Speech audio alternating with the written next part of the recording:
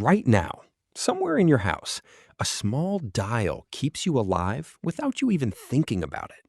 You cross from a heated room to a heated car to a heated building, and the coldest part of your entire day is the 10 seconds spent walking between them. Now picture a different night. No walls, no dial, just you, a fire that's shrinking, and air cold enough to stop your heart if you let it. For most of human history, that wasn't a nightmare. That was Tuesday. The human body is a tropical machine. We evolved under the African sun with no fur, no blubber, no built-in defense against the cold at all. Drop an unprotected person into freezing air and hypothermia can set in within hours. Fingers stop working, thoughts turn to sludge. And yet, our ancestors didn't just survive the cold, they walked straight into it. North into Ice Age Europe, into Siberia, into places where the air itself seemed to be trying to kill them. So how does the worst equipped mammal on the planet for cold weather end up living through the coldest weather on the planet? The first weapon was fire. But fire has a flaw. It only warms the side of you facing it. The second you step away to hunt or gather wood, the cold rushes back in. Fire alone was never enough. What people needed was a way to carry their own warmth with them everywhere they went. That's where clothing comes in, but not the version most people imagine.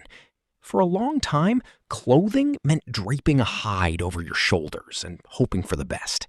It slipped, it gapped at the sides, your arms hung bare.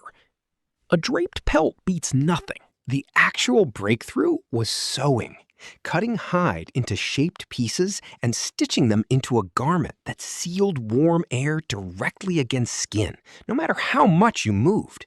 That's the difference between wearing a blanket and wearing a coat. But sewing requires a needle, a genuinely difficult object to make.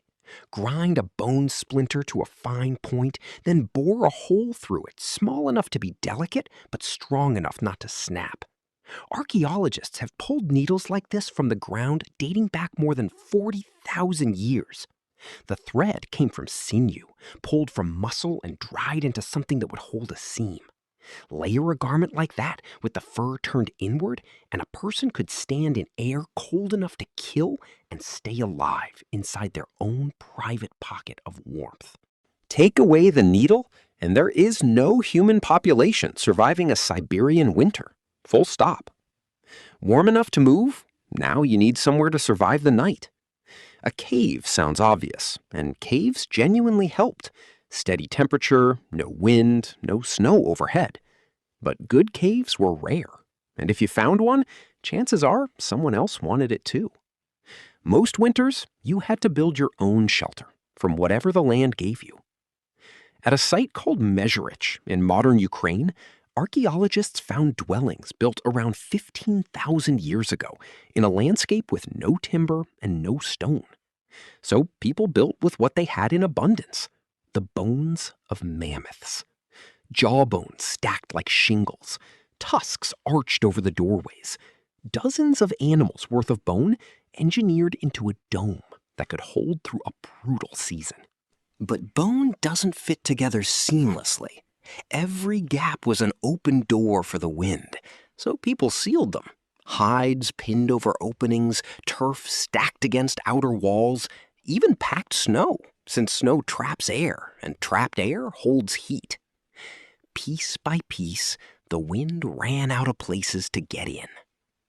Warm, sheltered. One threat left, and it's the deadliest. Hunger. In winter, the land stops feeding you. Plants die back, roots freeze into the ground, animals vanish or grow thin. Survival becomes arithmetic. You have to store enough in the warm months to carry a group through the months when nothing new arrives. So people mastered preservation. Meat sliced thin and dried in sun or smoke could last for months, since without moisture, nothing rots. Frozen ground became a natural freezer.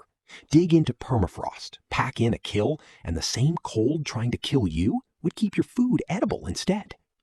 And the single most valuable food of all wasn't meat, it was fat, the densest fuel available for a body burning everything it had just to stay warm.